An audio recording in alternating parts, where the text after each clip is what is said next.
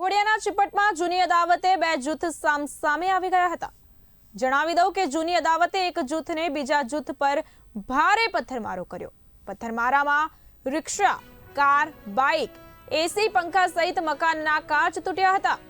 પથ્થરમારાની ઘટનામાં બાળકો, મહિલા અને પુરુષોને ઈજાઓ પહોંચી છે। ઇરાદાપૂર્વક મકાનના ધાબા પર પથ્થરો ભેગા કરી સુનિશ્ચિત આયોજનબદ્ધ હુમલો કરાયો હોવાનો આક્ષેપ હાલ કરવામાં આવ્યો છે। વાઘોડિયા પોલીસ મથકે 3 મહિલા અને 13 પુરુષ મળી કુલ 16 લોકો સામે ફરિયાદ નોંધાઈ છે। ઘટનાના પગલે ગામમાં ચુસ્ત પોલીસ બંદોબસ્ત પણ ગોઠવી દેવામાં આવ્યો હતો। નોકરીથી આવતેલો તો વચ્ચે ઊભી રાખીને ગાડી વચ્ચે ઊભી રાખીને ગારો બોલતેલો જેવી તેવી તો છોડીને પછી ગામમાં આવીને ભાઈઓ બબલ કરે છે જેવી તેવી એ મેટર થઈ અમારા ભાઈઓ ત્રણ ભાઈઓને જેલમાં પૂરી થયા છે એ બાબતે।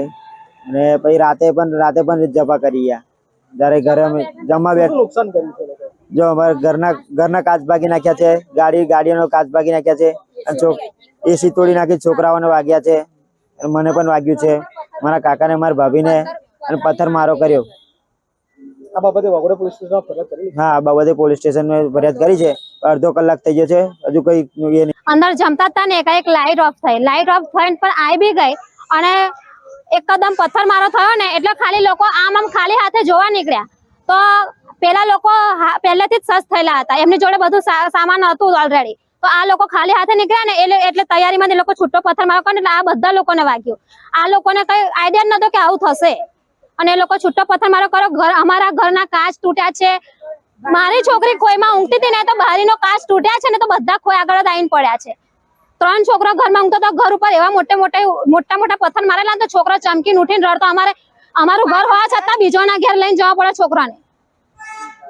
અને મારા ભાઈની ઇકો ગાડી છે ને તો એને બી એક સાઈડ ના તો બધા જ કાચ તૂટી ગયા છે, પછી રિક્ષાના બી કાચ તોડી નાખ્યા છે।